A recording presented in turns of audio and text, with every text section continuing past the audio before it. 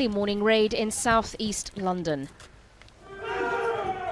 In the middle of a pandemic, where normality has been suspended, criminal gangs have found ways of operating. To your left, 2 steps, 1, 2, last one. As streets emptied, several police forces across Britain cooperated in an attempt to break up the drug trade rings. Take a step up.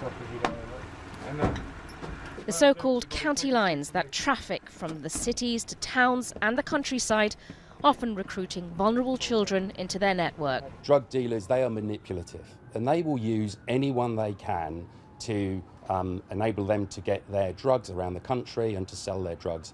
And be that a girl or a boy, be that an adult who may be vulnerable, they will use anyone and any method because they're unscrupulous in what they're doing. London, the worst affected place in the country, has seen knife and gang-related crime surge in the last 10 years.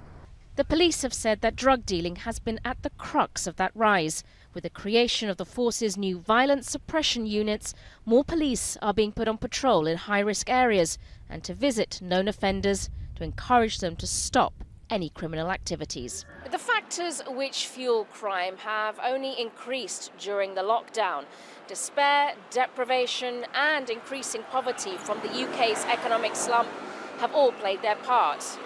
And the social issues, which of course were present before the pandemic occurred, have continued behind closed doors. Benita Iyeri and Jenny Steele work with young people who are at risk of being exploited by criminal gangs. Their organisation has seen an increase in calls for help, but no extra aid for resources. And the worry is what awaits vulnerable people when the social restrictions end. We're just trying to pull all of the professionals around us to come and take part, offer solutions all across the board, to not just to young people and their families now, but also after lockdown. Another concern, law enforcement has not enough regard for children who are in precarious situations and face enormous pressures to provide for their families. I work with an 8-year-old who is a young carer.